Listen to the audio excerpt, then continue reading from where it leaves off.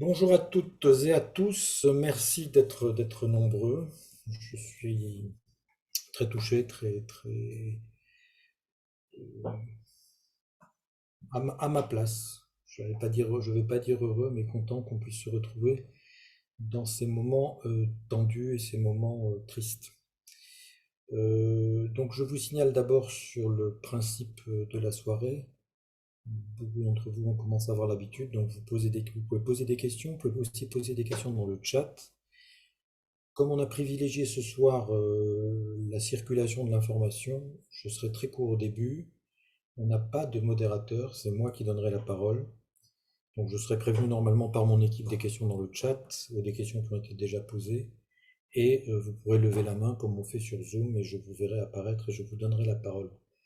Je vais rapidement revenir juste dans l'introduction sur une petite partie chronologique pour vous expliquer un petit peu comment, où j'en suis aujourd'hui.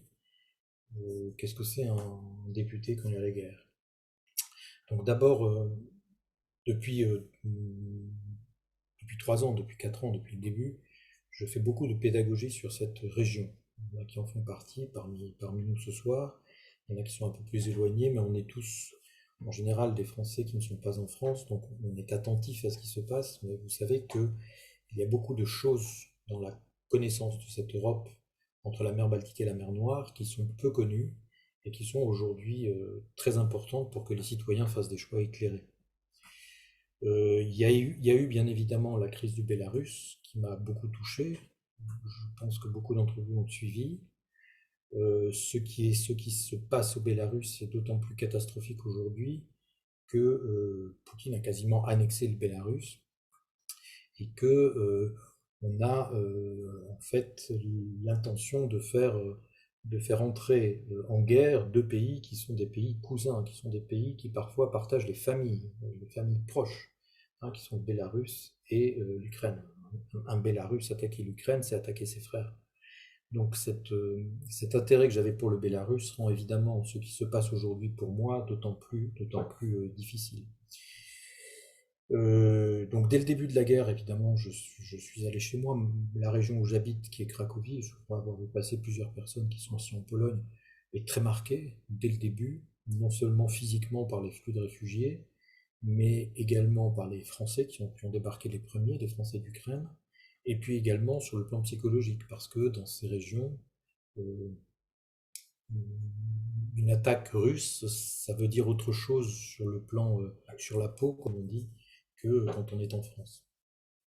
Voilà, donc je suis rentré, il y a eu tout un travail qui a été fait immédiatement, d'abord avec les élus locaux, les communautés françaises, qui ont été très très rapidement mobilisés, y compris en Allemagne, y compris à Prague, à Budapest. On a été très très vite en contact, on fait une réunion toutes les semaines avec les élus locaux des Français à l'étranger pour suivre, pour échanger, pour regarder ce qui se passe avec les associations qui sont présentes.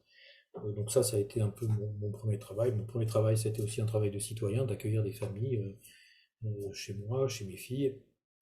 Euh, voilà. Après, il y a eu tout un travail plus formel qui est le fait que je suis en lien avec l'ambassade, je suis en lien avec mes collègues députés des autres pays, les Polonais, les Lituaniens très concernés, mais aussi des députés ukrainiens. C'est extraordinaire, ils continuent à travailler. Toutes les institutions ukrainiennes continuent à travailler. Et donc ça fait partie, ça continue à faire partie de mon travail de député de la Commission des Affaires étrangères.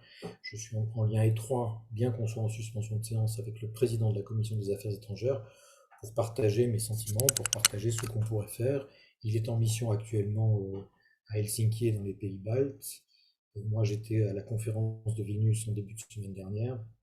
Voilà, je continue ce travail. Je vais être observateur international aux élections hongroises de la semaine prochaine, qui prennent évidemment une, une, une tonalité assez particulière avec cette guerre.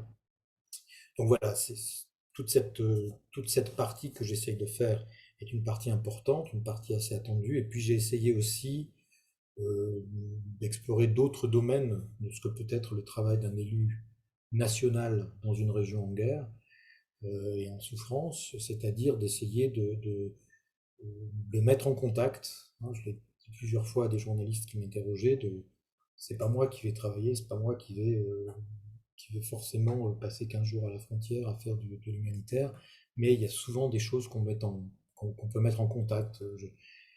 On a une association de médecins suisses qui est prête enfin à à organiser le test systématique des réfugiés qui rentrent. Ils avaient pas, le gouvernement polonais n'a pas encore pris le relais, donc il fallait 15 jours de tests à 1000-1500 tests par jour. Voilà, donc c'est moi, puisque je peux passer en France, c'est moi qui vais mettre les tests qu'on a réussi à obtenir, de les mettre dans un camion ce soir. Il y a tout un travail comme ça de mise en relation. On a mis en relation le, le parc des congrès de Varsovie avec Team for Europe, et Jean-Christophe Bonis qui fait un travail quasiment bénévole, hein, mais très professionnel, sur le hub, pour faire un hub de réfugiés dans des endroits où on peut tout faire sur place. Euh, voilà, donc ça c'est en gros ce que je fais. Je vous laisserai poser des questions, j'en oublie certainement, mais c'est un peu mon quotidien depuis le début de cette guerre. Euh, Deux choses pour finir cette introduction. D'abord, je crois qu'il y a besoin pour tout le monde de revenir et de se rééclairer, de se réapproprier cette histoire de l'Europe qui est la nôtre. Cette Europe, elle est à nous, c'est pas parce que c'est loin, ou ça paraît loin, hein. Vous savez que on peut aller en voiture à Varsovie aussi bien que faire Nice-Lille, hein. C'est pas très compliqué. Mais il faut se réapproprier. On va vous mettre dans le chat, on va vous mettre un certain nombre de liens. On a par exemple le centre de CEFRES à Prague qui fait en ce moment des webinaires sur l'histoire, sur comment analyser, comment mieux comprendre la spécificité de cette région, qui est une région extrêmement multiculturelle, qui a eu des grands moments pacifiques et qui est une région aussi extrêmement conflictogène. Et il faut mieux la comprendre que parfois ce qu'on fait. Donc on va vous mettre, voilà, ça apparaît tout de suite. Là, ce sont des webinaires qui sont très bien faits, qui sont faits par des Français de Prague, hein, le centre de recherche de Prague, organisés, hein, pas fait uniquement. Et je crois que ça c'est important. Il y a un besoin d'être des citoyens éclairés, plus éclairés qu'au XXe siècle quand on est au XXIe siècle. Donc ça c'est un effort, il faut que chacun fasse ses devoirs à la maison, comme je dis parfois. Et la deuxième chose, c'est quand même, et ça sera ma dernière remarque, euh, j'ai deux grosses inquiétudes. Effectivement, on a l'impression que sur le plan militaire, Poutine est en train de s'embourber. Vous savez que c'est le début de la saison des boues là-bas. Donc, par contre, j'ai une très grosse inquiétude humanitaire.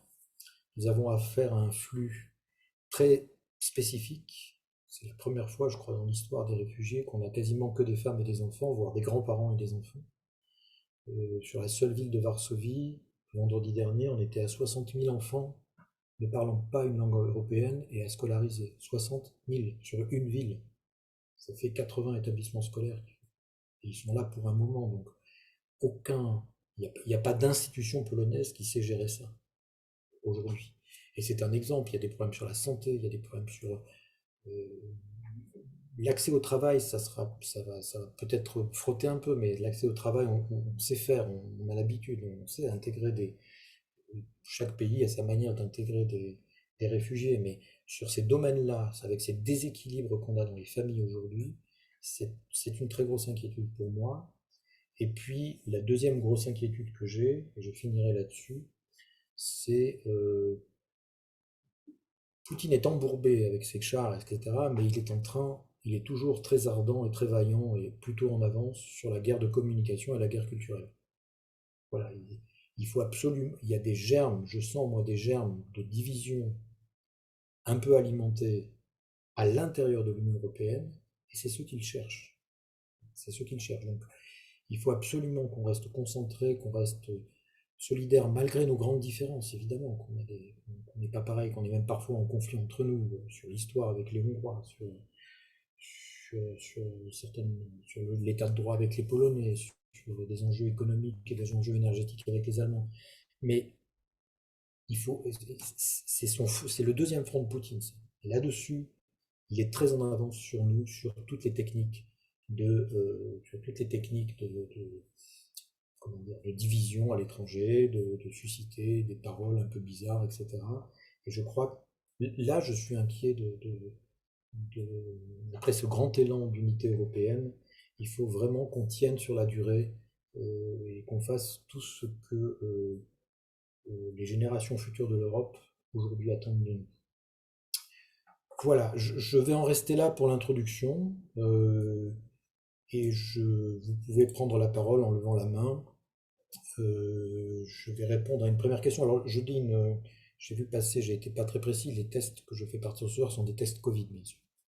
Tests Covid, pour qu'on sache, voilà, on a évidemment affaire à une population qui apporte un déséquilibre pandémique à la situation de la Pologne, qui n'était pas déjà une situation très facile par rapport à celle qu'on a en France. Alors, je prends une première question qui était dans le chat. Les actions diplomatiques de Macron avec Poutine, est-ce que Macron s'est fait piéger? Je ne pense pas qu'il se soit fait piéger. Au contraire, je crois que je l'avais déjà dit dans une précédente conférence, j'ai beaucoup apprécié la conférence de presse double de Macron. Je trouve qu'il a été à la fois extrêmement solide et extrêmement attentif à ce que l'autre est dans sa différence. C'est vrai que je suis médiateur, il était dans une position de médiateur assez intéressante dans cette conférence, quand il a essayé de montrer qu'il comprenait, qu'il n'excusait pas, mais qu'il comprenait. On était avant la guerre, là. Voilà. Après, on ne peut pas dire qu'on est piégé quand on essaye de continuer à discuter. Je crois que les sanctions ont été très fortes. Je crois qu'on a raison de continuer à rester en discussion. Je crois que Macron a raison de le faire. Euh, je, je pense que plus en termes de président du Conseil européen, j'attendrai du geste symbolique de l'Union européenne des pays frontaliers, donc la Pologne, la Lituanie, la Hongrie, la Slovaquie, la Roumanie. Pourquoi? Parce que je voudrais pas. Il y a beaucoup, dans ces 3 millions de réfugiés, dont 1,5 million enfants, il y en a qui vont vouloir rester sur place. On considère 50-60%, qui ne vont pas vouloir quitter ces régions, pour de bonnes raisons. Et il ne faudrait pas qu'on considère que, puisque ils restent là-bas, c'est un problème pour les Polonais ou un problème pour les Roumains. Non, c'est un problème européen qu'il faudra gérer dans les régions polonaises, dans les régions roumaines, dans les régions lituaniennes, mais je ne voudrais pas qu'on abandonne en disant finalement c'est pas chez nous, un peu comme on a fait avec Lampedusa. Et dans ce cadre-là, je trouve que j'aimerais que l'Union européenne aujourd'hui soit plus symboliquement visible en Roumanie, en Moldavie, il faut y aller, à mon avis, même à Lviv ou en Pologne. Voilà sur cette question. Monsieur Devaux, vous avez demandé la parole.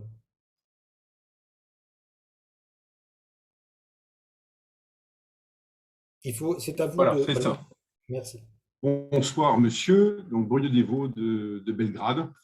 D'abord, la première chose, merci pour cette opportunité. Je trouve ça très intéressant. Bravo. Ma question, je l'ai posée par écrit, donc ça m'intéresse de discuter avec un député. Je n'arrive pas personnellement à trouver des articles qui expriment, qui expliquent quel est l'intérêt géostratégique de la France dans cette guerre. La semaine dernière, je discutais avec un Polonais de bon niveau, et lui m'expliquait très simplement que avoir la Biélorussie et l'Ukraine membres de l'OTAN ou pas, mais en tout cas du côté européen, comme tampon entre leurs voisins russes et eux, c'était vraiment une vision très forte chez eux, et ça prend du sens au regard de l'histoire polonaise. Et nous, en tant que Français, je ne mets pas le côté humanitaire, ce n'est pas du côté humanitaire que je parle. Quel est notre intérêt, nous, Français, d'avoir pris parti dans cette guerre pour l'Ukraine, alors que nous sommes le premier investisseur étranger en Russie? Voilà, j'ai du mal à comprendre la position de la France. Très bien. Alors, d'une part, je représente la nation française, je ne représente pas le gouvernement français, donc ce débat est intéressant. Je vais répondre en 3 points. D'abord, il y a une différence entre le Bélarus et l'Ukraine. Nous n'avons pas affaire aux mêmes choses sur le plan culturel, sur le plan historique même. Voilà, on n'a pas tout à fait affaire aux mêmes choses. Le Bélarus était une revendication plutôt de démocratie, une revendication assez classique dans les anciens pays de l'Union soviétique, de vérité. Hein. Si vous êtes à Belgrade, vous savez qu'il y a toujours des moments où les sociétés anciennement communistes ont un besoin de vérité, alternative orange en Pologne, etc. etc. Et un moment où on en a ras-le-bol de la langue de bois. Ça, c'est plutôt le Bélarus avec ses élections. C'était ne triche pas les élections. Puisque là, au Bélarus, ça a commencé avant les élections. Mais Tikhanovskaya le disait elle-même avant la guerre. Hein. Elle disait, mais moi, je veux qu'on refasse des élections. Je ne veux pas forcément être présidente. C'est pas mon truc à moi. Alors ça a changé depuis la guerre, puisque depuis la guerre, l'opposition bélarusse considère que c'est Poutine qui gère le Bélarus et plus Loukachenko. Donc là, ils disent on n'a plus de pays. Donc ça, c'est un peu différent depuis la guerre. En Ukraine, il y a eu une recherche de place à partir de 2004, de 2014. Il y a eu une recherche de quelle est notre place. Euh, alors là, où, ça c'est le premier point, hein, sur la différence entre le Bélarus et l'Ukraine. Après, ce que vous dites sur quel est l'enjeu de la France, vous comprenez l'enjeu de la Pologne, vous ne comprenez pas l'enjeu de la France. Je vais être très simple. Pour moi, il y a un enjeu européen. Point. Et pourquoi? Pas parce que l'Europe, on a des traités, etc., parce qu'on est engagé, non. Parce qu'il s'agit d'une guerre de modèle. Il s'agit d'une guerre de modèle de comment on gère des espaces conflictogènes, des territoires conflictogènes. Nous sommes sur des territoires conflictogènes en Europe. Il y a toujours eu la guerre 3 ou 4 fois par siècle.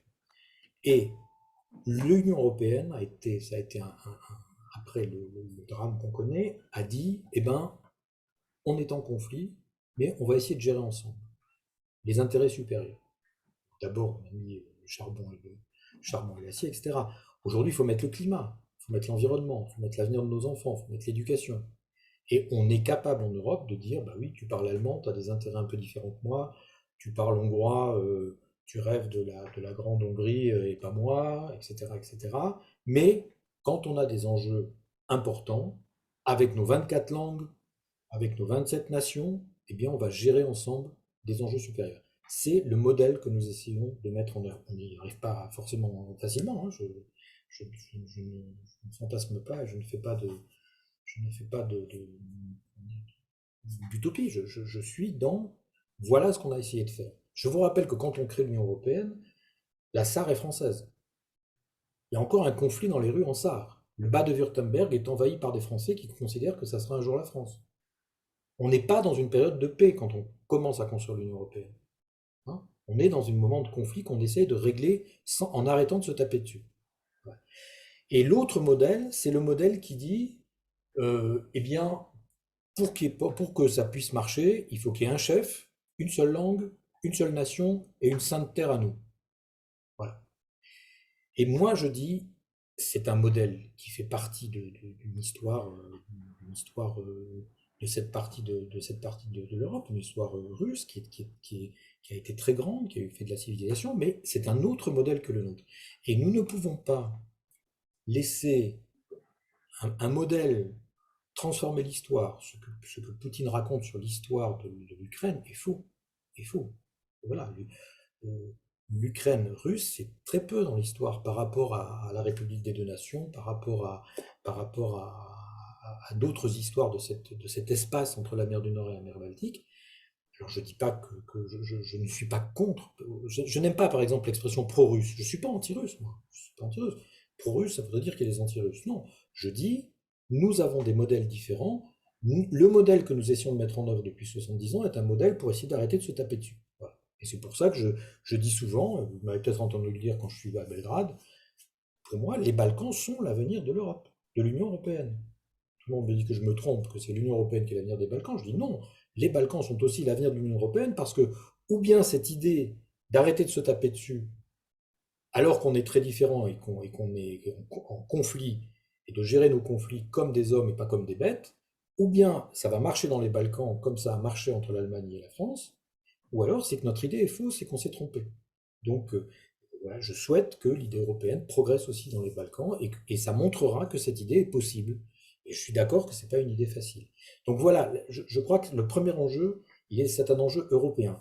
Évidemment, il y a un troisième enjeu pour la France qui est un enjeu militaire, qui est un enjeu je dis souvent, quand on parle de la défense européenne, je dis souvent qu'on pour avoir une défense commune, je le dis depuis 4 ans, hein, pas depuis la guerre, pour avoir une défense commune, pour se défendre ensemble, il faut accepter les fantasmes des autres. Voilà. Et donc, il faut aussi qu'on fasse attention, il faut qu'on fasse attention au fait que les Polonais ont peur des Russes. Et donc, si on va avoir une défense, il faudra qu'on ait ensemble ce regard vers la Russie. J'étais très long, je me fais gronder parce que j'ai été trop long à vous répondre. Monsieur Krzysztof Turowski, witam.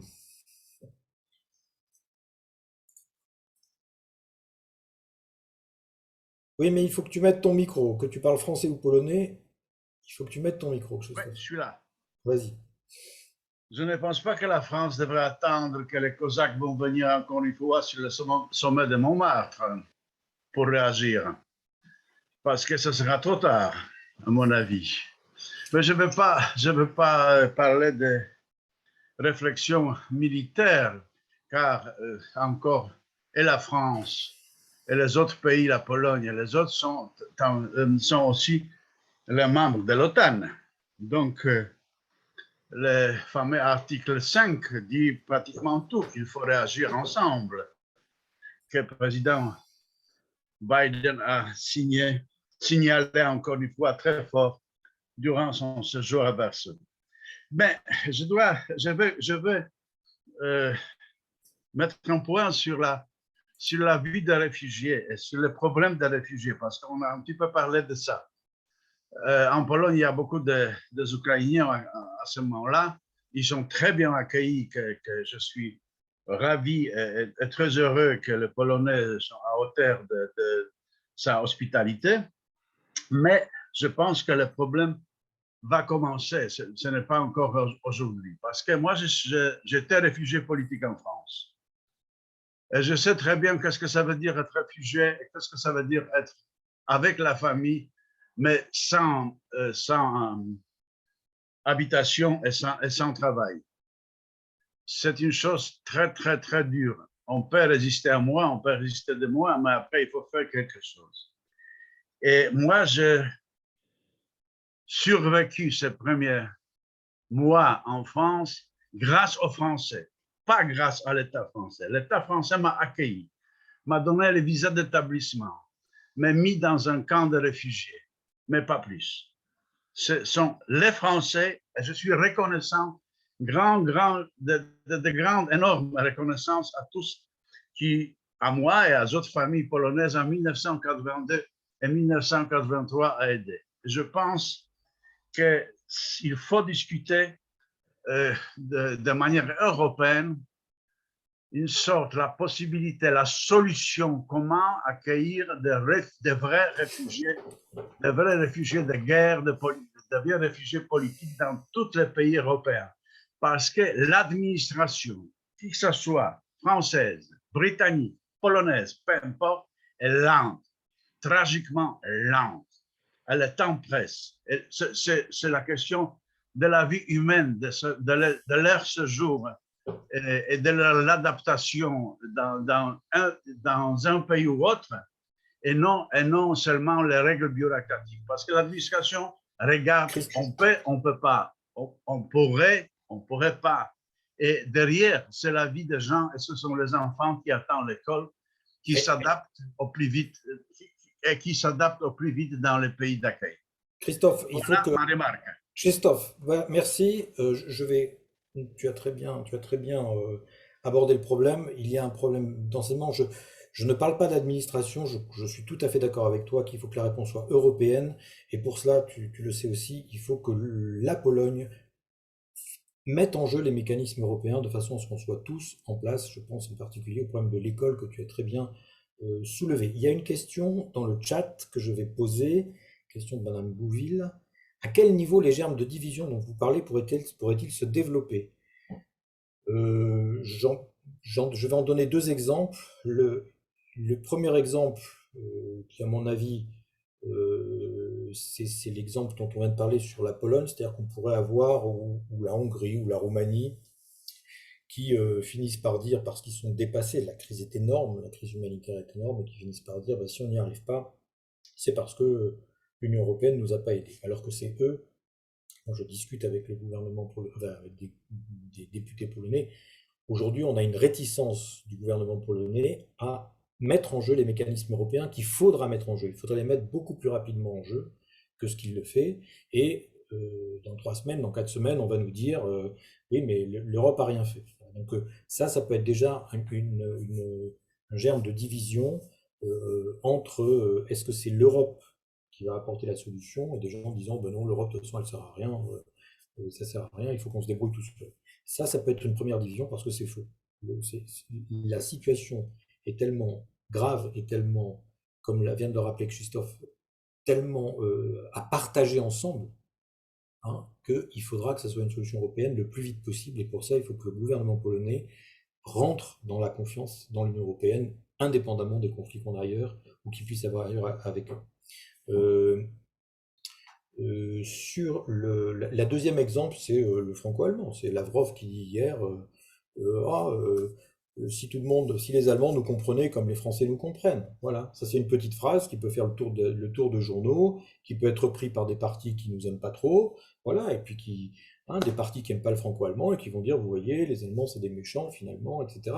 Et voilà comment on peut faire pour que on grippe des choses que nous, on a mis 70 ans à mettre en place et qui ne sont pas encore idéales. Et c'est très facile de casser des machines comme ça. Je ne vois personne lever la main. Par contre, j'ai une question. Quelle aide la France pourrait apporter en termes d'éducation?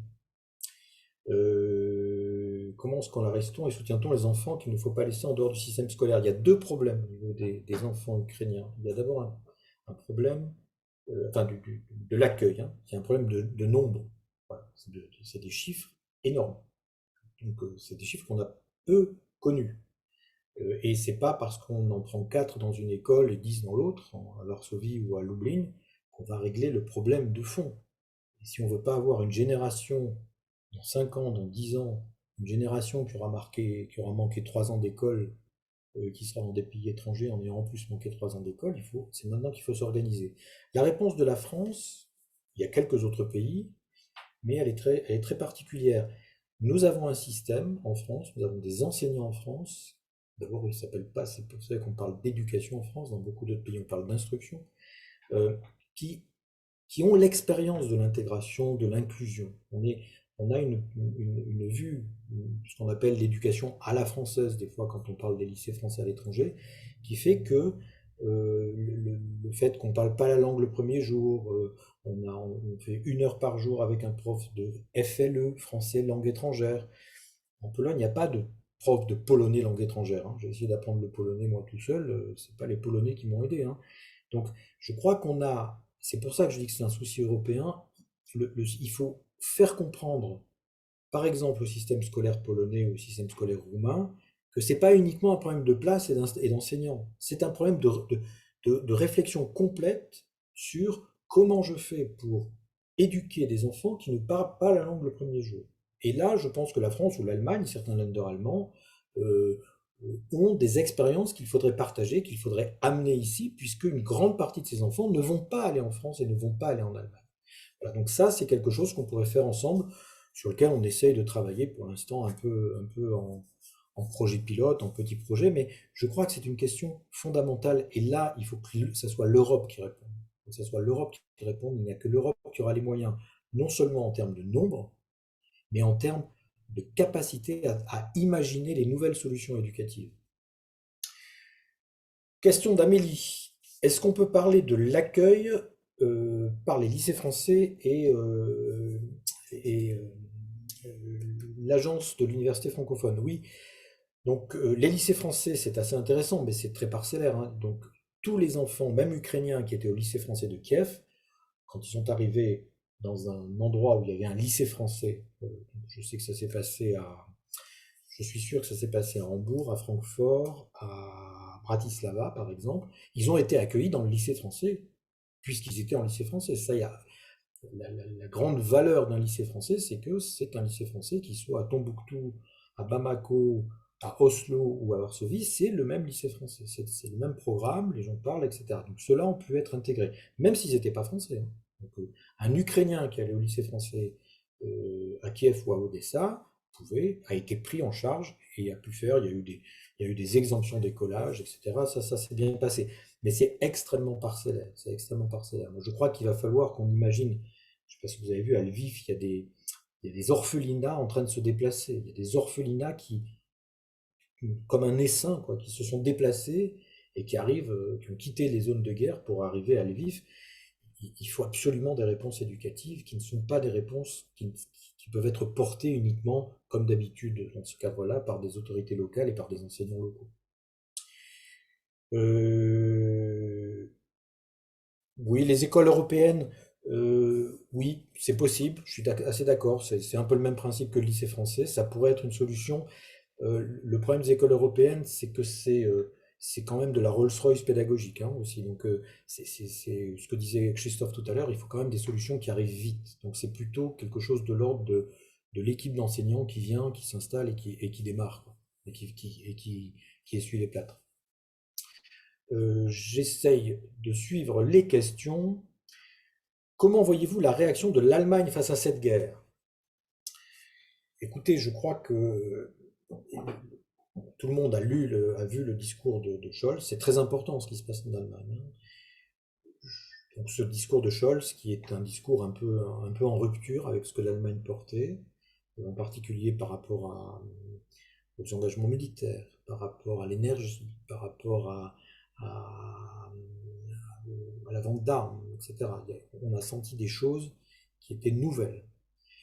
Je prétends, moi, et je sais qu'il y a beaucoup de gens, de Français qui habitent en Allemagne, qui me rejoignent assez là-dessus, c'est pas quelque chose qui a été brutal. Moi, c'est quelque chose que je sens très profondément progresser en Allemagne, surtout dans les jeunes générations, dans la conscience que l'Allemagne ne peut plus attendre d'être, ne peut plus ne pas participer au monde à la mesure de son importance économique. C'est quelque chose qui, depuis quelques lustres, on va dire, progresse dans la situation, voilà, dans la société allemande. Et je trouve que ce discours de Scholz est aussi la cristallisation de quelque chose qui était en maturation, y compris dans les mouvements, y compris chez les Grüne, hein, chez les Verts allemands, où on sent qu'il y a des évolutions sur cette responsabilité mondiale, c'est beaucoup plus difficile, hein, de porter une responsabilité mondiale dans un monde un peu en chaos. Et j'ai senti ça. Mais ce qui se passe en Allemagne aujourd'hui est quelque chose d'absolument historique et qui était attendu par beaucoup de partenaires de l'Allemagne et par beaucoup d'Allemands. C'est comme ça que je le vois. Madame Marin, décidément, les Varsoviens sont majoritaires aujourd'hui. Bonjour, monsieur le député. Oui, Anaïs Marin, je suis présidente de la section Pologne de Français du Monde, l'association Française du Monde à Varsovie. Je me permets de vous demander comment est-ce que la France traite les ressortissants non Union européenne et non titulaires d'un passeport ukrainien qui sont arrivés sur le territoire de l'Union européenne. Donc, je fais référence à des gens, ceux que j'ai hébergés en premier, le premier groupe que j'ai hébergé ici, c'était des étudiants togolais de Kharkov, qui ne parlaient pas un mot de polonais, bien sûr, uniquement français et un petit peu d'ukrainien, qui ont été victimes de discrimination aussi bien en Ukraine pour monter dans les trains qu'en Pologne pour pouvoir, par exemple, bénéficier des transports gratuits. Je vous rappelle que la Pologne offre les transports publics et les trains pour ensuite aller en Allemagne gratuitement à tous les réfugiés. Or, la réalité, c'est qu'il y a une discrimination qui en plus se double d'une forme de racisme, je pense, envers les Africains et les Maghrébins. Or, du point de vue du droit international, le statut d'un réfugié de guerre, il est identique quelle que soit sa nationalité. Et donc, où en sont les négociations actuellement au niveau de l'Union européenne pour garantir à ces personnes des droits équivalents à ceux des Ukrainiens en termes de, par exemple, de droit de séjour, droit de travail. Et puisque donc là, ils sont soit en Pologne, soit en Allemagne, soit en France, sans savoir qu'est-ce qu'ils vont devenir, quand est-ce qu'ils pourront retourner en Ukraine. Et si leur titre de séjour provisoire expire au bout de 15 jours ou 30 jours, sans qu'ils aient la possibilité de repartir dans leur pays d'origine, par exemple, ils se retrouvent des clandestins en Europe, au même titre que tous les gens qui ont illégalement franchi la frontière ou qui sont venus, donc des migrants illégaux, ce qu'ils ne sont pas, puisqu'ils sont eux-mêmes victimes de cette guerre. Et donc, je me demandais si ça allait se préparer une résolution. Oui, alors, il n'y a pas, je veux dire, le droit est très clair, hein, le document qui les aide il suffit d'avoir un titre de séjour, quel que soit le passeport qu'on ait. Si on a un titre de séjour ukrainien, on est dans tous les droits, dans tous les pays européens, on est réfugié d'Ukraine. Si on a un titre de séjour, si on peut prouver qu'on était en Ukraine au moment de la guerre. Alors, sur l'intégration, il y a plusieurs choses. Bon, le gouvernement polonais et les deux, moi j'ai vérifié à la frontière, hein, on l'a vu à la frontière, il n'y a pas eu de racisme d'État en Pologne, hein, c'est très clair là-dessus, il n'y a pas eu de repoussé à la frontière, etc. Au contraire. Alors après, il est clair, et on sait qu'il y a des sociétés qui ont moins l'habitude de vivre, voilà. En plus, vous savez qu'au passage de la frontière, je dis ça pour tout le monde, c'était souvent des petits villages, hein, des villages, c'est pas Varsovie, c'est pas des... Donc voilà, il y a peut-être eu des difficultés de cet ordre-là local, y compris des actes, des refus de services, comme vous les avez cités. Mais en termes de droit, aujourd'hui, quel que soit le pays, c'est le titre de séjour ukrainien qui fait foi. Après, en termes de solidarité, il y a eu des choses intéressantes. Il y a le réseau en particulier de l'AUF et des universités, des collaborations universitaires françaises dans le monde, en particulier pour les étudiants qui étaient en Ukraine, qui étaient francophones, qui n'étaient pas ukrainiens, a mis en place, je ne sais pas exactement où ça en est, ça a démarré la semaine dernière, a mis en place tous ces moyens de soutien à distance, en hybride, de réinscription, etc., pour qu'ils ne perdent pas leur année. Et en termes de droit de séjour, ils seront pris exactement dans les mêmes termes que les autres. Ce qui veut dire que, à part les phénomènes de rejet personnels qu'on peut toujours avoir dans tous nos pays, la situation ne demande pas d'efforts législatifs. Il faut que ça passe, il faut que les gens s'habituent, il faut que les gens dépassent leur égoïsme, mais il n'y a pas de démarche précise, particulière à faire. Monsieur Gaucher.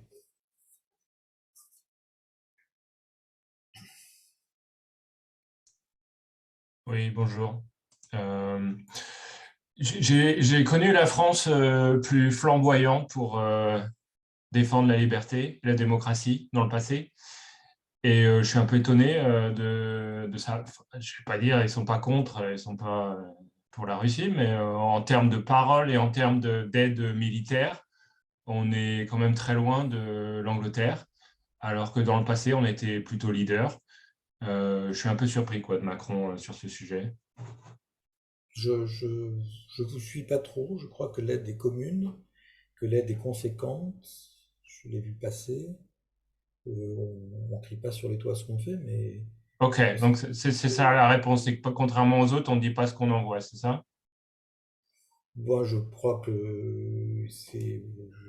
l'Angleterre ne fait pas un bulletin sur le nombre d'armes qu'ils ont passées non plus tous les matins.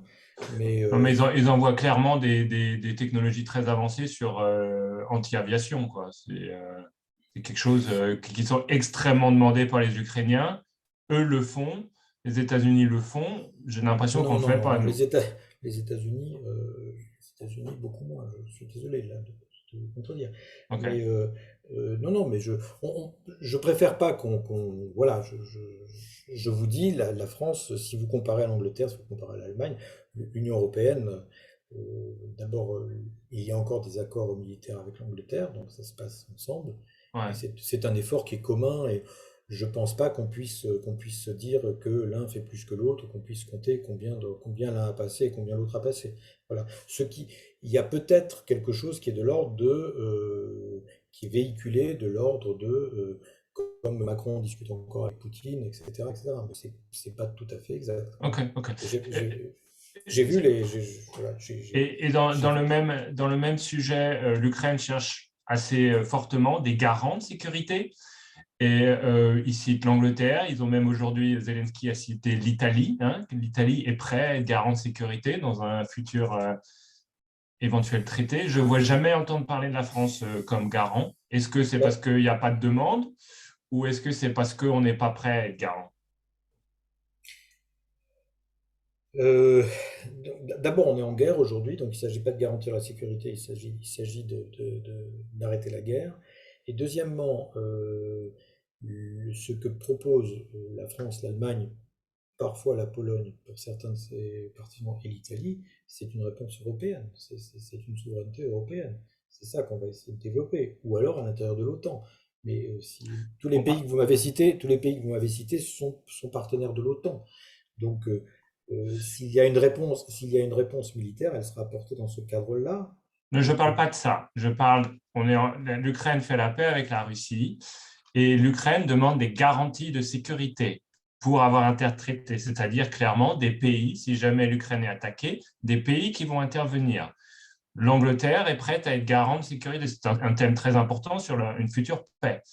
C'est-à-dire l'Ukraine n'entrerait pas dans l'OTAN, mais il y aurait des garants individuels, des pays garants de la sécurité de l'Ukraine.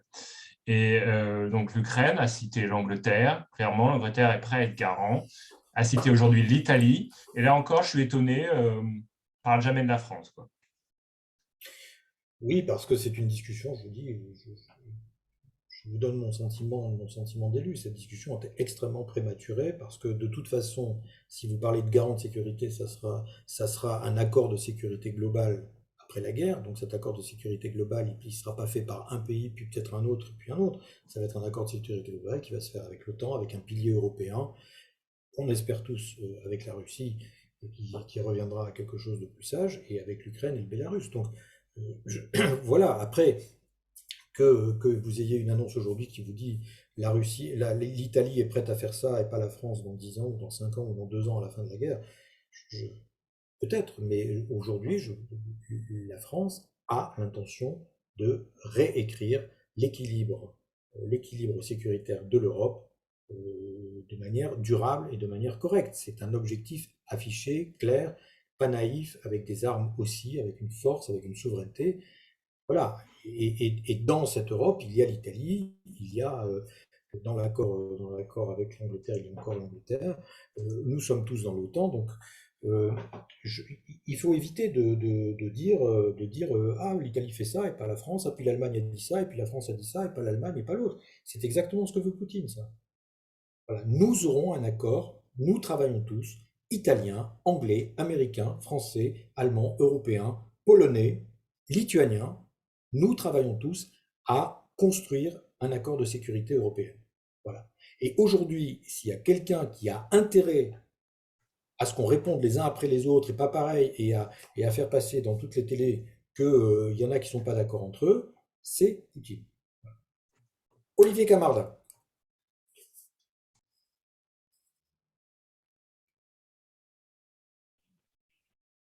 C'est bon, vous m'entendez?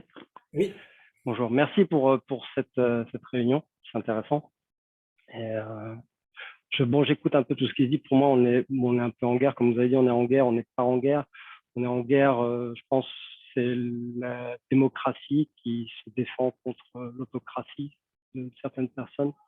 Et j'avais une question à poser, c'était par exemple dans l'optique, plutôt dans l'espoir qu'on arrive à un traité de paix et qu'on arrive à arrêter cette guerre rapidement. Est-ce qu'on peut imaginer que la Russie reste avec un Poutine au pouvoir.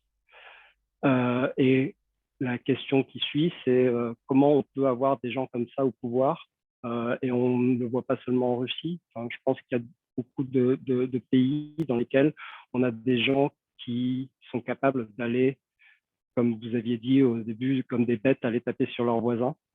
On a des gens qui ont un discours de division, qui cherchent à justement créer des conflits, à entretenir ces conflits, voire même favoriser ces conflits dans d'autres pays, comme par exemple en France, on est en pleine période politique. Donc, on essaye de faire monter des extrêmes par des discours comme peut avoir Poutine ou d'autres personnes de ce genre. Comment peut-on éviter que ces personnes arrivent au pouvoir et y restent? Alors, C'est je vais difficile, mais Non, non, non, c'est très simple. La réponse sera très simple et très directe. D'abord, Poutine, c'est l'affaire des Russes, hein, et voilà, on a. Voilà, et Poutine, moi, j'ai été observateur international des élections de Poutine. Bon, c'était pas une élection absolument transparente, mais une majorité de Russes ont voté Poutine. Voilà, clair, clair et net. Voilà, c'est pas une élection volée, c'est pas Loukachenko. Euh, Après, ce que vous dites est très simple. C'est que la démocratie, ce que j'ai dit tout à l'heure, le fait d'essayer de s'occuper des intérêts supérieurs de l'homme avec 24 langues différentes, eh bien, c'est difficile. Et la démocratie, ça repose sur des citoyens qui doivent bien décider. Hein, et vous savez qu'il y a des gens qui disent que le jour où il y a une majorité d'imbéciles, eh ben, c'est un imbécile qui est élu. Bon, eh ben, notre travail à tous là, les 100 personnes qui sont autour de la table ce soir, c'est de faire notre rôle de citoyen. Et être citoyen, ça demande des devoirs à la maison. Voilà, un peu comme on fait là. Ça demande de travailler, ça demande de réfléchir, ça demande de croiser ses sources, ça demande voilà, d'apprendre des choses. On vit dans un monde beaucoup plus compliqué que ce qu'on a connu. Et ben, il faut s'y adapter. Et être un citoyen au XXIe siècle, ça veut dire faire attention à la planète, ça veut dire faire attention à l'information qu'on reçoit, ce qui était peut-être moins le cas il y a 100 ans ou il y a 200 ans. Voilà. Et ben ça, c'est notre job de citoyen. Et ben, celui qui sera élu, c'est le jour où tous les citoyens feront bien leur job. Moi, je suis du mouvement démocrate. Là-dessus, je suis très tranquille. Voilà, euh,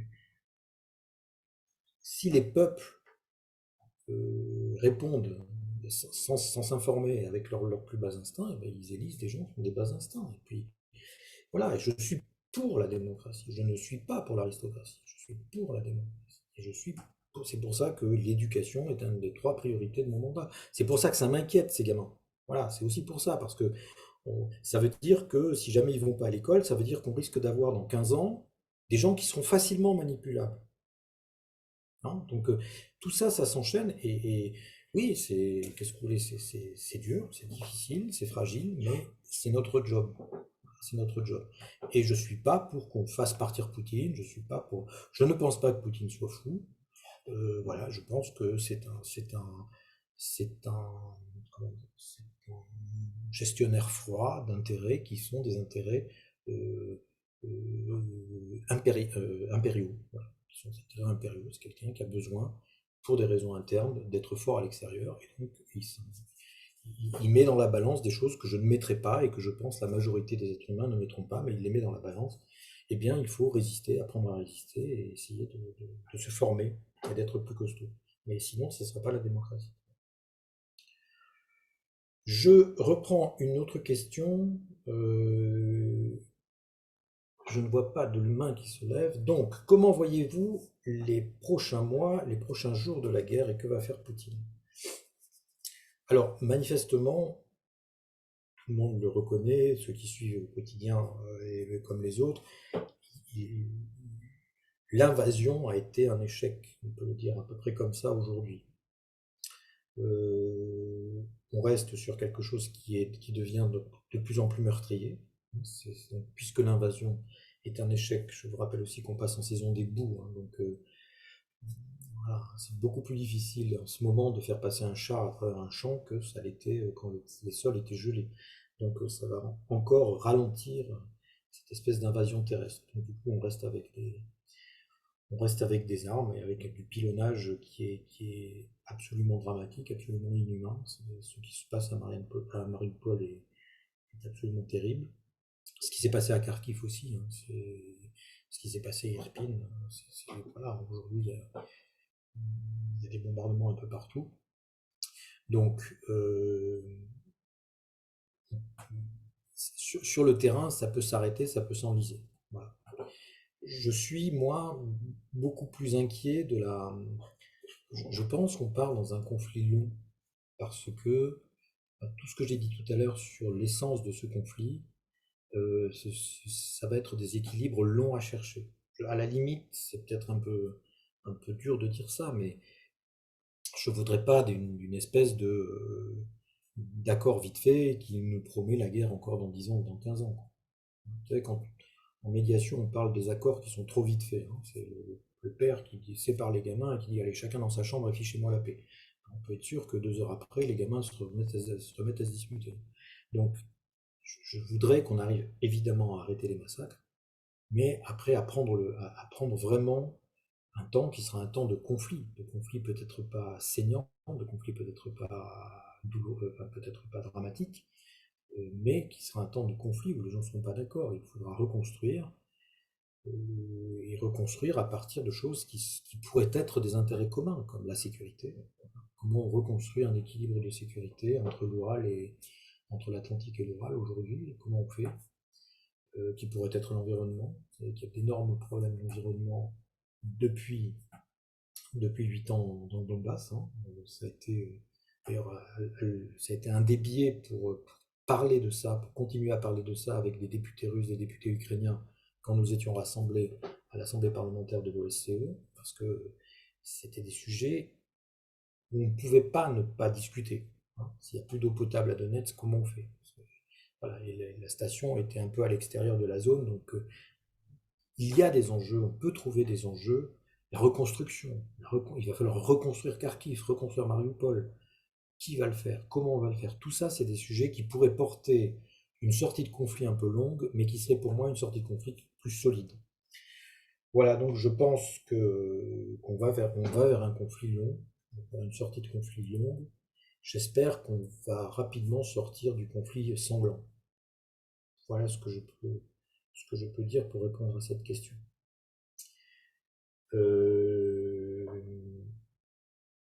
Alors, je regarde, excusez-moi, j'ai raté les questions qui sont arrivées.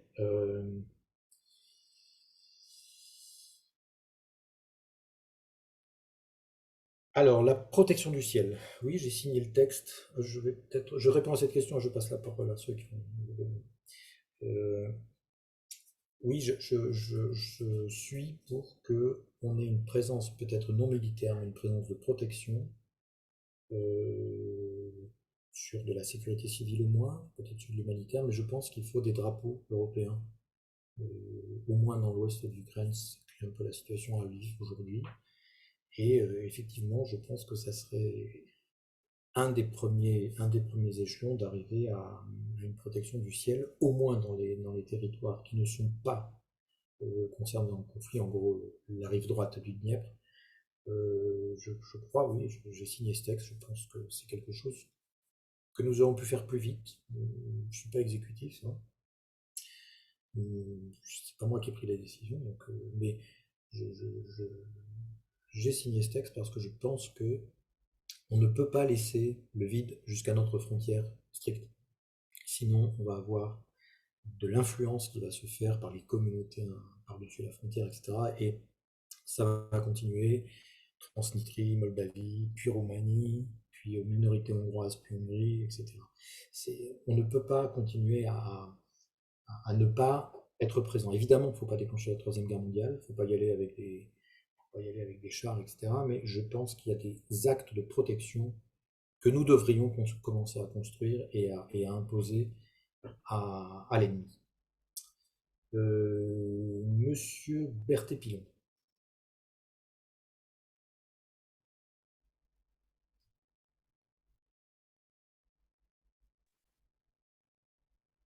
Bonsoir, monsieur le député. Merci de me permettre de m'exprimer dans ce contexte.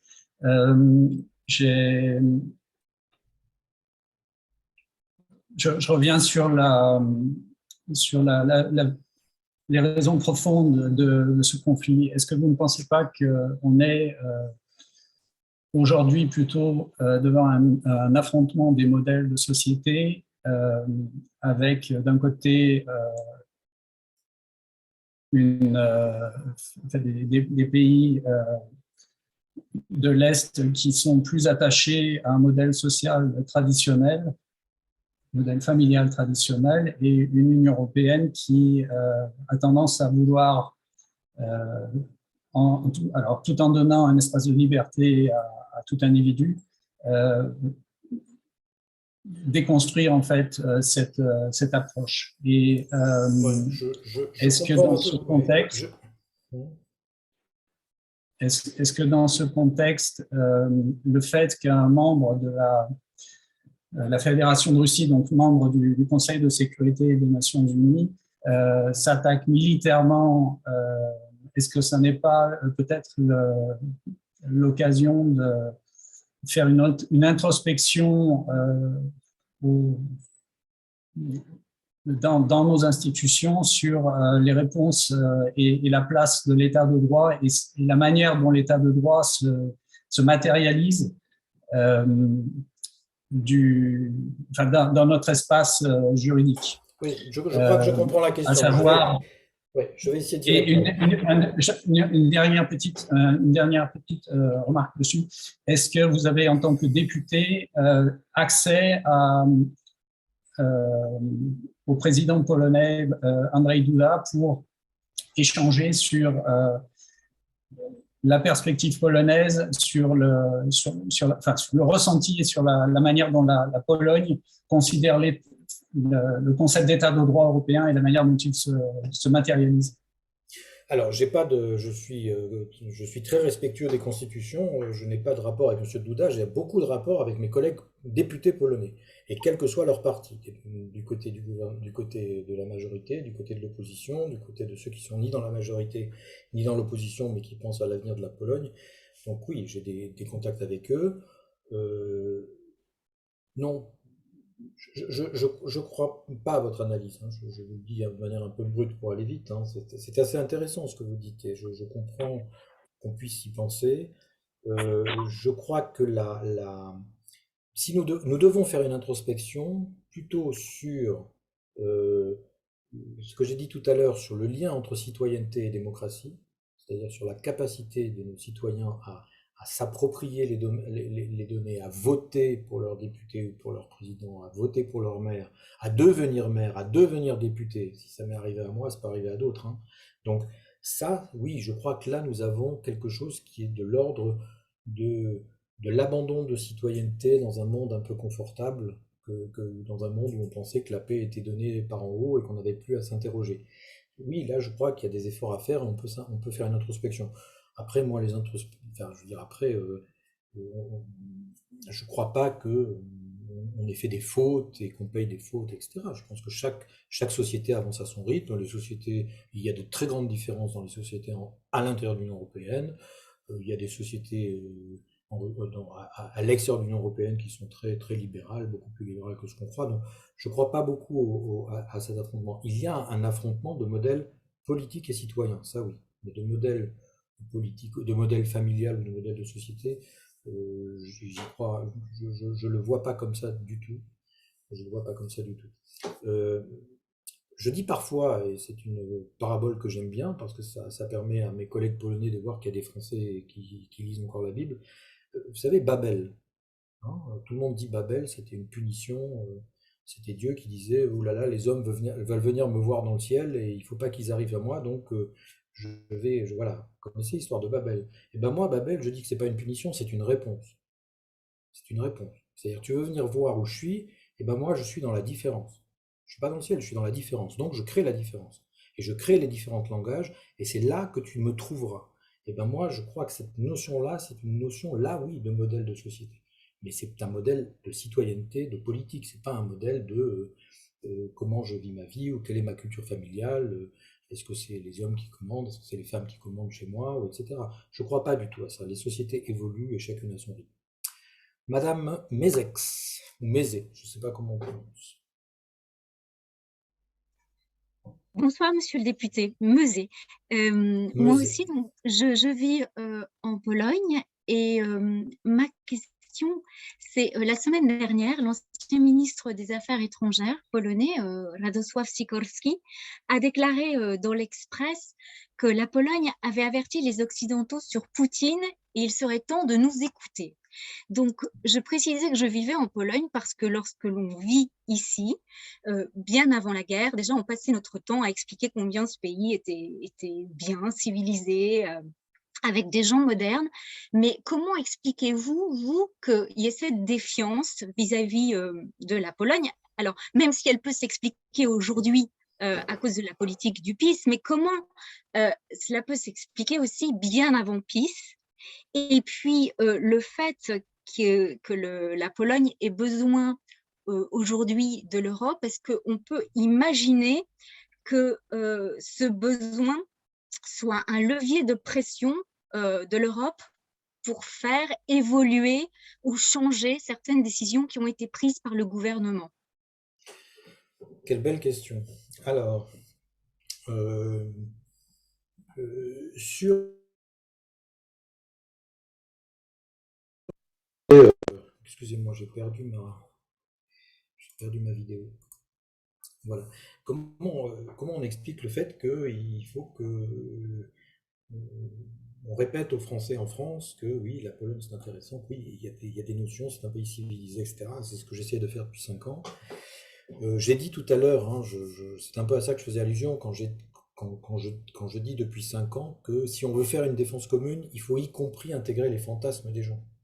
C'est-à-dire, c'est pas parce qu'on considère que les Polonais avaient peur de choses dont ils ne devaient pas avoir peur qu'il ne faut pas qu'on intègre ce fantasme. Quand vous avez une gamine qui a peur du loup qui est caché dans l'armoire, ça ne sert à rien de lui expliquer qu'il n'y a pas de loup dans l'armoire. On le sait tous. Ben, c'est pareil. La défense européenne se fera en intégrant un certain nombre de choses que certains d'entre nous ne comprendront pas de la même manière. Et ça, il faut le comprendre, il fallait le faire. Voilà, j'aime beaucoup Radek Sikorski. On se connaît bien et on a des choses sur lesquelles on est différents, mais là, on se retrouve très bien sur cette espèce d'abandon, je disais, citoyen, hein.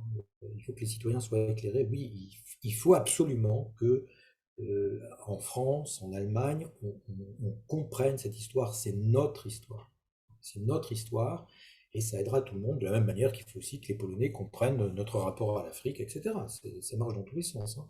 Mais voilà l'explication. On a besoin de s'approprier, de se reconnaître, de se voir, de se retrouver, parce que nous sommes d'une famille européenne, avec des gens différents, des gens qui sont capables de se disputer, mais il faut qu'on sache de quoi on parle. Et effectivement, il y a beaucoup de gens en France, quand je leur dis Roger Piaouet ou de la mer Baltique à la mer Noire, ils ne se rendent pas compte que de la mer Baltique à la mer Noire à un Polonais, c'est comme la ligne bleue des Vosges en France. C'est une notion historique forte, puissante. Eh bien, ça, c'est des choses qu'on devrait partager beaucoup plus. Et je crois que c'est ce partage qui manque. Et on a toute la vie pour le faire, hein, il faut continuer, c'est tout.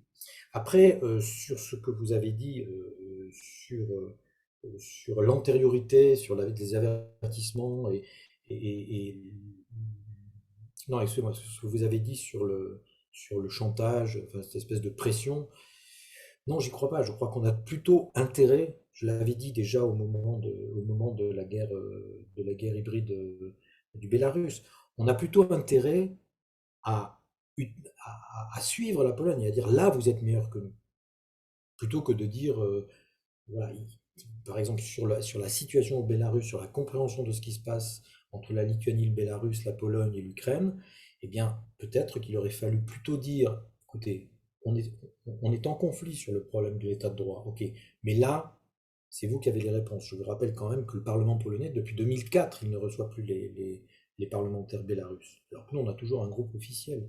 Donc, il y avait quelque chose à faire de cet ordre-là. Je serais plutôt pour qu'on sépare les problèmes comme on fait dans la résolution des conflits humanistes, hein. Voilà, on pose les choses correctement sur la table. Là, sur le rapport à l'Est, oui, c'est plutôt vous qui devez avoir le lead, en particulier avec les Lituaniens. On retrouve l'histoire, hein, entre la Lituanie et la Pologne, on a un équilibre de sagesse. Les Lituaniens un peu petits, mais extrêmement, extrêmement ouverts, extrêmement compréhensifs. les Polonais un peu plus costauds, mais parfois un peu plus radicaux et,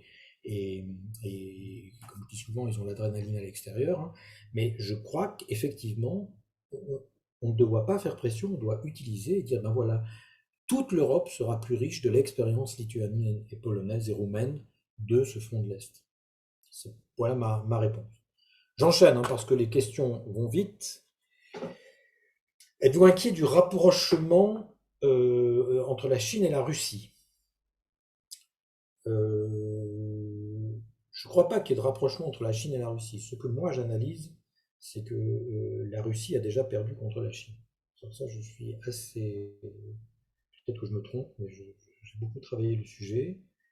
Vous savez que le réchauffement climatique fait que la route du Nord est maintenant beaucoup plus ouverte pour les bateaux. Hein. La Chine a investi en Islande parce que c'est la sortie de la mer Arctique et qu'on peut maintenant passer beaucoup plus facilement en bateau.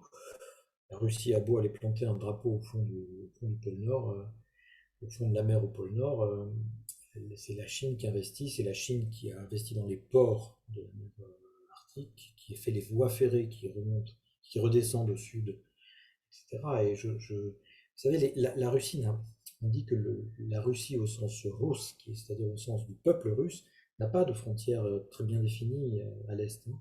Et je pense que c'est la Chine qui travaille toujours dans cette géopolitique du jeu de Go, a déjà pris des espaces dans cette Russie de l'Est que la Russie ne récupérera jamais. Donc, je ne crois pas qu'il y ait de rapprochement, je crois qu'il y a une faiblesse aujourd'hui de la Russie par rapport à la Chine. Question sur la Pologne. Pour quelle raison le gouvernement polonais refuse ces mécanismes d'aide européenne? Je pense qu'il y a quelque chose. Enfin, j'ai des députés, moi, je vous le dis, des députés du parti du gouvernement, du parti au pouvoir, qui d'une part, se trompent sur le problème, parce qu'ils ont l'impression qu'ils y arrivent, alors qu'à mon avis, ils n'ont pas conscience de ce qui arrive, de ce qu'on a devant nous. Hein. Déjà, ils ont du mal aujourd'hui. Ceux qui habitent en Pologne, vous avez vu la gare de Varsovie pendant 3 semaines, c'était pas géré. Et aujourd'hui, on a encore des problèmes de gestion de cet ordre-là, sur la santé, sur l'école, y compris la mise au travail, enfin, sur un certain nombre de choses.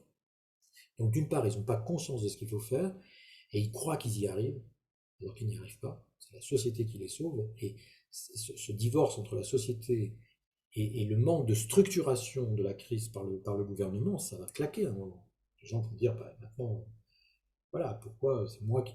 C'est un député français qui doit aller expliquer que le centre des congrès à 20 000 places chauffées avec des douches, c'est quand même mieux que la gare pour accueillir les gens. On a un gouvernement qui ne se rend pas compte de ce qu'il faut faire et qui croit qu'il le fait. Et d'autre part, on a justement, pour reprendre ce que disait Mme Lezé, on a un gouvernement qui joue avec ça pour dire, on m'a dit carrément, on m'a dit, bah, écoutez, si vous voulez qu'on fasse les mécanismes, payez-nous la reconstruction d'abord. Là, on n'a pas besoin de vous, on va y arriver. Ce qui est faux, et il y a une espèce de tactique politique, parce que quand ça va claquer, ça sera très facile de dire, bah oui, vous voyez, l'Europe ne nous a pas aidés. C'est un jeu extrêmement dangereux qui est très clair chez 3 ou 4 ministres, en particulier Jobro, qui est très clair. Hein. Jobro tape sur l'Europe aujourd'hui tout ce qu'il peut. Et bien moi, je dis qu'à M. Jobro, sans doute à M. Kaczynski, qui sont aujourd'hui des alliés objectifs de Poutine. Voilà. C'est peut-être une phrase un peu dure, mais je le pense profondément.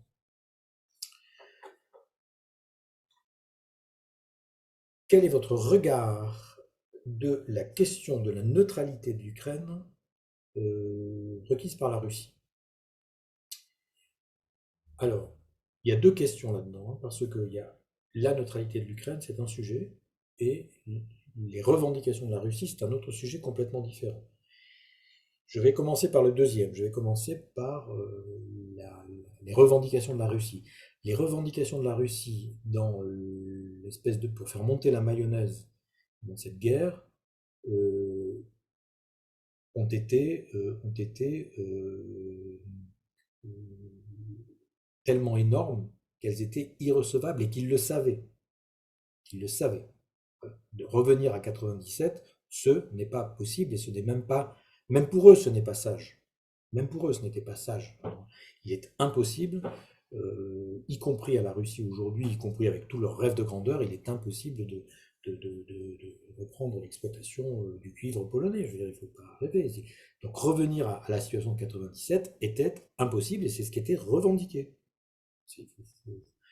C'est ça que Poutine disait. Hein. Ça, c'est la première question. Donc, la revendication des Russes était une revendication pour commencer la guerre. C'est assez clair. Après, est-ce que la neutralité de l'Ukraine, alors d'abord, il y a un terme qu'il faut un peu éviter, c'est le terme de finlandisation. Parce que c'est pas tout à fait pareil. La Finlande a été c'est une situation qui est très particulière à la Finlande, dans son histoire à elle et dans son équilibre à elle, qui n'est pas possible en Ukraine. Et évidemment qu'il va falloir trouver quelque chose qui sera un élément clé de l'équilibre stratégique de l'Europe et de l'équilibre pacifique de l'Europe. C'est évident que l'Ukraine, le Bélarus, la Turquie sans doute, vont avoir des choses très particulières à gérer. Et avec l'Afrique, le Maghreb également. La sécurité de l'Europe passera par des conférences internationales qui donneront des statuts beaucoup plus clairs que ce qu'on a eu jusqu'à présent dans ces territoires. C'est une évidence. Après, est-ce que c'est neutralité? D'abord, il faut en parler aux Ukrainiens. Que les Ukrainiens soient d'accord. Que veut dire neutralité? Est-ce que ça veut dire démilitarisation? Est-ce que ça veut dire neutralité? Est-ce que neutralité, c'est-à-dire pas d'engagement? Il y a 36 formes différentes. Il faut trouver la forme qui permettra à ces pays, y compris au Bélarus, je le rappelle, qui n'existe plus aujourd'hui, y compris au Bélarus, de retrouver quelque chose qui permettra de vivre en paix et de s'occuper des grands enjeux du moment, qui sont les enjeux environnementaux, qui sont les enjeux éducatifs. C'est ça l'enjeu. L'enjeu, c'est pas qu'on arrête de se taper dessus, c'est qu'on arrête de se taper dessus et qu'on s'occupe des vrais problèmes. Parce que savoir si ma grand-mère parlait russe et que moi je parle russe ou que je parle ukrainien, etc., on n'est pas obligé de se taper dessus pour régler ce genre de problème. Par contre, les problèmes de la planète, les problèmes de l'éducation des jeunes générations, ce sont des problèmes fondamentaux que nous devons régler ensemble. Donc, on va trouver un statut pour l'Ukraine, c'est une évidence. Est-ce que ce statut, est-ce que le mot neutralité est le mot le mieux adapté pour décrire ce futur statut? Je ne sais pas aujourd'hui. Je ne sais pas aujourd'hui. Vous savez, moi je dis depuis 5 ans qu'il y a une politique qui a été complètement loupée en Union européenne, c'est ce qu'on appelait la politique de voisinage. On a toujours dit la politique de voisinage, on l'a confondue avec des politiques de pré-adhésion. Il y avait des gens qui trouvaient que c'était une jolie idée, que c'était un club de happy few. On veut venir aussi, ah ouais, mais vous comprenez, vous êtes loin, vous ne parlez pas les mêmes langues, vous êtes bizarre, etc. Donc, eh bien, on va vous faire un accord de voisinage. Non, un accord de voisinage, c'est quelque chose de très précis pour moi. C'est quelque chose qui doit être travaillé. Un voisin, ça reste un voisin. Mon voisin, c'est pas quelqu'un avec qui je dis, ben dans 20 ans, on aura une propriété commune. Non, un voisin, c'est un voisin. On fait la route ensemble, d'accord, on fait la route ensemble. Je t'aide quand tu pars, je garde ton chien et tu cueilles mes pommes quand je suis pas là. Mais tu restes chez toi et je reste chez moi. Et ça, je crois qu'on a besoin de cette notion dans l'Union européenne et qu'on n'a pas assez travaillé. On n'a pas assez travaillé en tant que tel. Ça a été un peu délaissé à des bureaucrates ou à des gens qui sont partis dans des choses qui avaient peu d'intérêt et qui nous manquent aujourd'hui. Parce que je crois qu'il faut qu'on invente ces statuts nouveaux. Voilà sur la neutralité de l'Ukraine. Alors, je vois une question sur l'interdiction de Russia Today. Et je ne vois pas de main qui se lève. Et on a encore un quart d'heure. Alors, l'interdiction de Russia Today, non, j'étais pas pour. Voilà, c'est logique avec ce que je viens de dire.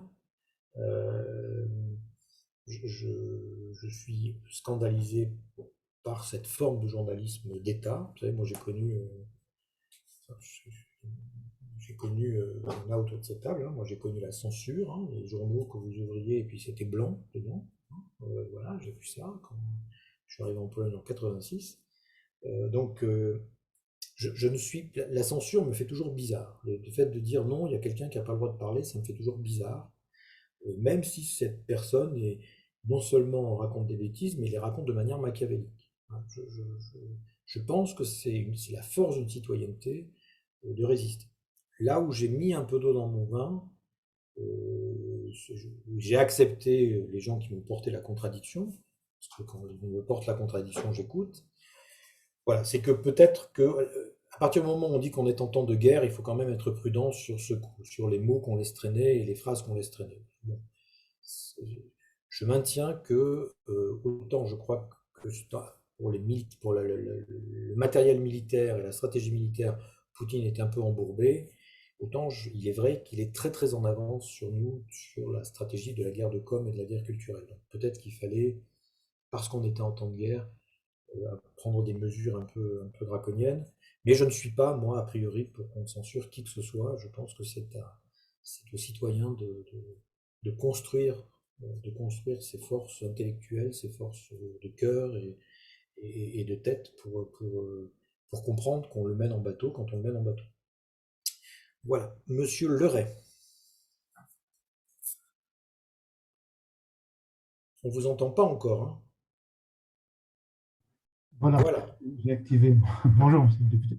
Donc, en fait, non, je voulais simplement intervenir pour signaler un livre très, très intéressant qui a été écrit il y a 4 ans par Françoise Thom. Françoise Thom connaît extrêmement bien la Russie, elle y a vécu, elle est agrégée de russe et elle a été se documenter en fait auprès des sources russes directement. Donc, son livre s'appelle « Comprendre le poutinisme ». Il a été écrit en 2018 et il décrit très précisément ce dont vous parlez là, sur la stratégie de communication et la stratégie de création de la discorde à l'intérieur de l'Europe par Poutine et son équipe. Il y a une autre personne qui a écrit des choses extrêmement intéressantes aussi, c'est Vittorio Hösle, qui est un philosophe allemand, qui a écrit dans une revue allemande. Malheureusement, il a écrit son article uniquement en langue allemande. Mais pour ceux qui peuvent lire l'allemand, c'est aussi très intéressant. C'est un article écrit en juin 2015. Donc, vous pourrez mettre les références dans le chat, comme ça on les fera passer. Oui, je mettrai les références dans le chat. Merci. Sur Deutsche und International Politik. Et là, en 2015, c'est extraordinaire parce que ce qu'il écrit n'a pas pris une ride. Oui, mais voilà. Je crois qu'il faut absolument. On peut lire aussi Ackermann, il faut lire absolument Alexeïevitch. Hein, c'est une forme en plus de littérature absolument moderne et absolument nouvelle. Et on comprend mieux la Russie quand on est sur Ackermann, le bataillon des immortels, Alexeïevitch, les cercueils de zinc. On comprend ce qui se joue là-dedans. Et encore une fois, hein, je récuse le terme d'anti-russe. Il n'y a pas d'anti-russe dans cette région. Les Polonais ne sont pas anti-russes, mais il faut comprendre ce qu'il y a derrière et il faut comprendre comment ça marche. Un collègue, Jacques.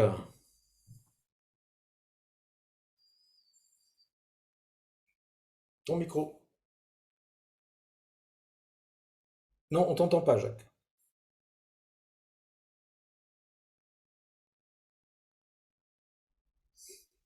C'est chez toi. Voilà, ça y est. C'est bon? Vous m'entendez? Bon. Merci, Frédéric. Je te prie de m'excuser. J'étais avec une réunion en préfecture par rapport à l'accueil des réfugiés et je suis arrivé après largement le début de ta... Ça, tu sais que dans ma circonscription, j'ai l'Allemagne, moi. Hein. Arriver en retard, ça se fait pas. Hein. Oui, ben, je te prie de m'en excuser. Moi, normalement, je suis à l'heure. Mais en tous les cas, je voulais aborder un point plus en lien avec l'Assemblée parlementaire de la francophonie. Est-ce que tu as des contacts avec le Parlement ukrainien, la Rada? Et comment fonctionne le Parlement aujourd'hui? Et je suis dans la réflexion. Normalement, il y a une réunion de l'instance des présidents d'Europe qui se réunit prochainement à Monaco et nous devrions accueillir bien sûr les parlements francophones qui sont limitrophes avec l'Ukraine qui devraient être là, mais on devrait accueillir des parlementaires ukrainiens. Donc l'idée, moi, qui m'anime et qui trouve des réticences au sein de l'APF. Comme tu le sais, l'Ukraine fait partie en tant qu'État membre auprès de l'OIF, Organisation internationale de la francophonie. On était engagé dans une démarche de prospective de voir le Parlement ukrainien adhérer à l'APF. Je voudrais avoir un petit peu ton avis et tes conseils par rapport. Très bien. Alors, d'abord, pour tout le monde, hein, parce que moi, je connais bien Jacques, mais Jacques est président de l'Assemblée parlementaire de la francophonie. Donc, c'est l'Assemblée parlementaire qui est rattachée à l'Organisation internationale de la francophonie. Alors, ce qui est extraordinaire, et ça je le dis pour tout le monde, Jacques, la guerre a rassemblé les Ukrainiens non seulement autour de leur nation, mais autour de leurs institutions démocratiques. Parce qu'il y a non seulement le président qui est toujours en fonction et qui assume sa fonction, mais les députés travaillent. Les députés travaillent, ils sont encore en session, alors hybride, pas hybride, etc. Moi, j'ai été en contact avec une dizaine de députés ukrainiens depuis le début de la guerre, dont 2 en physique.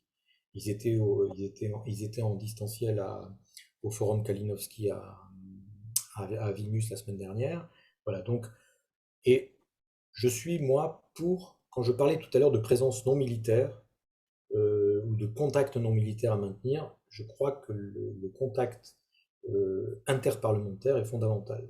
Je ne suis pas dans le groupe d'amitié, je ne suis pas à la francophonie, c'est pas tout à fait ma circonscription, mais nous sommes en train de travailler dans plusieurs instances interparlementaires à de l'accueil, voire à de la présence là-bas. C'est-à-dire, voilà, si tu veux aller faire une séance du bureau de l'Assemblée parlementaire francophone à Lviv de manière symbolique, je viens avec toi. Moi, j'y suis tout à fait favorable. Voilà. Non, mais alors après, c'est compliqué. On organise ça, moi. Voilà, c'est compliqué, mais franchement, je crois que marquer cette présence est fondamental pour moi. C'est un plaidoyer politique qui me semble de première. Et je te signale, Jacques, et c'est important aussi pour tout le monde, je ne l'ai pas signalé tout à l'heure dans tout ce que j'ai dit, les alliances françaises font en ce moment un travail extraordinaire en France pour l'accueil, et toutes ces alliances françaises qui sont présentes dans tous ces pays limitrophes font un travail absolument extraordinaire, non seulement en tant qu'association locale, donc elles sont dans la solidarité polonaise, roumaine, moldave, mais en plus, elles portent, on a trouvé, c'est moi qui ai trouvé un financement très rapide pour l'Alliance française de Lublin, de façon à ce que, en même temps qu'on accueille les réfugiés ukrainiens, on ait des moyens immédiats pour les mettre en apprentissage immédiat de la langue française, ou au moins des premiers modules de langue française. Donc il y a une présence francophone importante, et effectivement, je suis ravi que tu aies pu te libérer et nous rejoindre, parce que c'est des choses qu'on va pouvoir travailler. Je dis à mon équipe qu'ils ne l'oublient pas, et on va te recontacter. Le plus rapide possible serait mieux, comme ça, si on pouvait organiser quelque chose, ça me semblerait politiquement un geste vraiment très fort au moment où voilà, donc voilà ce que je voulais. C'est pas tombé dans l'oreille d'un sourd, Jacques. Merci. Merci beaucoup. Monsieur Berthé-Pilon, vous avez déjà eu la parole. Je regarde juste si j'ai pas oublié une question, par contre on n'a plus que 5 minutes. Si, question très importante. Monsieur Martin demande je parle du choc entre un modèle d'apaisement qu'incarnerait l'UNIon européenne et un modèle autocratique que représenterait la Russie. Le rapprochement de ces 2 entités a été voulu. Ne pensez-vous pas qu'une certaine politique américaine a cherché cyniquement à alimenter des tensions afin de maintenir une Europe divisée, pour maintenir une sphère d'influence? Alors,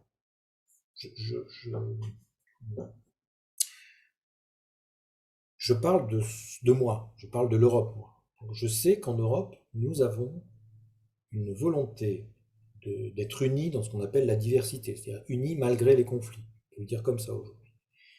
C'est un modèle qui s'oppose au modèle russe pour les raisons que j'ai dit tout à l'heure, qui s'oppose au modèle de la Chine, la Chine qui a un modèle de développement et d'équilibre social complètement différent, mais ça s'oppose aussi effectivement au modèle américain. Le modèle américain est caractérisé par quelque chose dont on parle très peu, qui est l'extraterritorialité.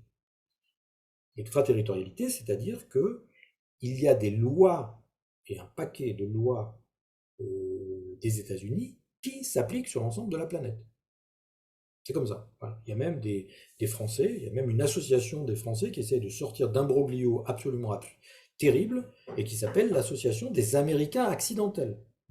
La première fois que j'ai entendu ça, voilà. Donc, effectivement, il y a pu y avoir dans l'histoire, et il peut y avoir des tentatives du côté américain pour dire, ben, finalement, si si l'Union européenne, c'était une espèce de faux-nez qu'on peut avoir avec nous quand on en a besoin et qui va pas trop loin quand on n'en a pas besoin, c'est quelque chose qui a pu exister. Aujourd'hui, c'est mis en, je ne crois plus trop à cette analyse pour deux raisons. La première raison, c'est que l'Europe est plus forte qu'avant. Il y a quand même une prise de conscience de l'Union européenne, en particulier depuis 2004, qui échappe complètement maintenant aux États-Unis. On pouvait y penser avant, mais aujourd'hui, ça échappe. Deuxièmement, les États-Unis aujourd'hui ne vont plus considérer que l'Europe est le terrain de bataille. Le terrain de bataille, pour eux, ça va être le Pacifique. Et donc, ils vont être forcément obligés de se retirer. La visite de Biden hier est quand même une visite extrêmement mise en scène, extrêmement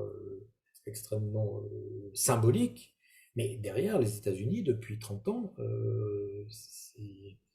c'est très très faible comme aide concrète par rapport à ce que fait l'Europe. On a des tas d'exemples où, voilà, que ce soit en industriel, que ce soit en infrastructure, que ce soit en militaire, on sent bien que c'est plus là que ça se joue forcément. Alors aujourd'hui, il y a la guerre, donc évidemment, il y a une espèce de mise en scène de l'article 5, etc. On est tous d'accord, mais je ne crois pas que les États-Unis aient encore aujourd'hui cette stratégie de dire nous devons garder l'Europe sous notre chapeau, sous notre cloche, et il faut pas trop il faut essayer de les diviser pour qu'ils soient pas trop forts. Voilà. Je peux me tromper, hein, mais je ne sens pas ça aujourd'hui, et je sens plutôt des États-Unis qui sont aspirés vers leur nouveau terrain de conflit. Il est 29.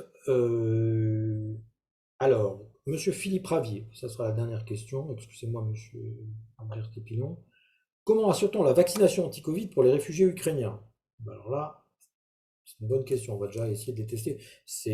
Bon, déjà, je suppose que je ne sais pas si vous habitez en Pologne. Bon, la situation de la pandémie, la gestion de la pandémie en Pologne est quand même beaucoup plus fragile que ce qu'on a connu dans d'autres pays.